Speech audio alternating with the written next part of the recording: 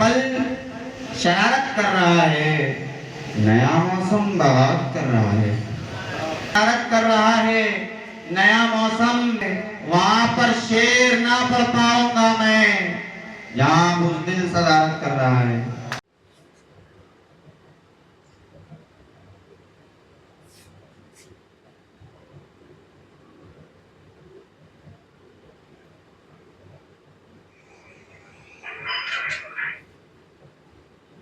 कहा गया कि वक्त के रुखसार पर आंसू का एक कतरा इस अंदाज में जम जाए कि वो लफ्ज़ मोहब्बत की तशरीह बयान करने लगे, उसके मानी और उसके कहा कि गजल जितनी भी हमें अजीज है। आइए टाइमिंग आप बात देखिए, कभी कीमत आना है, गुजारिश कर रहा हूँ कि तालियों के बात कर लीजिए, क्या भरोसा है जिंदगानी का। पुराने लखनऊ में आज भी जलवा है उर्दू का,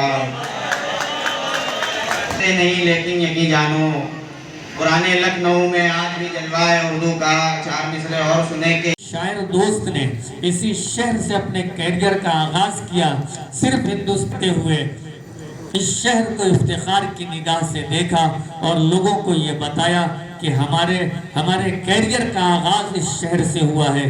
तो ये जो नूरानी काम, पवित्र काम उर्दू चली जाए तो ये समझिए कि इस मुशायरे के खूबसूरत चेहरे पर एक जो है काली बिंदी है, जिसके या तिल उसे कह लीजिए, तो ये चेहरा और खूबसूरत हो जाएगा।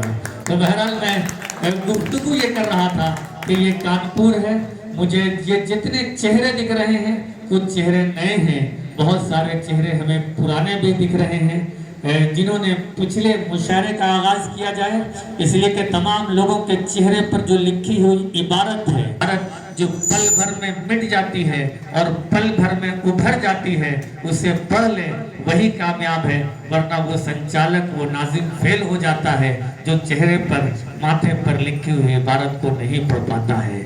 तमाम लोगों के चेहरे पर लिखी हुई इबारत ये कह रही है कि गजल के दौर का आगाज किया जाए, इसलिए कि 2 घंटे हम होकर एकजुट होकर रह सकते हैं। आजकल का तो माहौल आप लोग देख ही रहे हैं, तो उस बेसिस पे अगर हम देखें तो किस तरह से एक कलम लोगों के दिलों को जोड़ती है। मेन मकसद हमारा यही है कि हम दिखाएं। उर्दू ज़बान में आप देखेंगे तो आपको राम भी मिलेंगे, आपको रहीम भी मिलेंगे।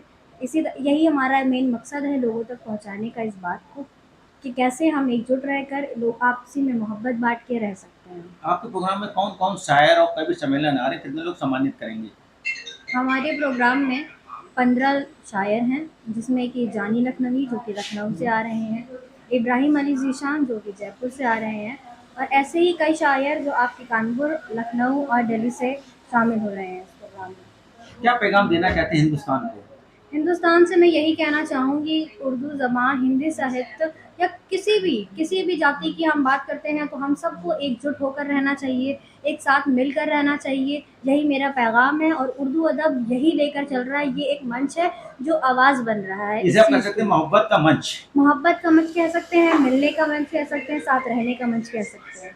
ये संस्था कितनी पुरानी है, कितने साल पुरानी इस संस्था को चलाते हुए मुझे और फैसल साहब को 1 साल हो गया है और मैं उम्मीद करती हूँ कि आगे भी इसी तरह से चलता रहेगा।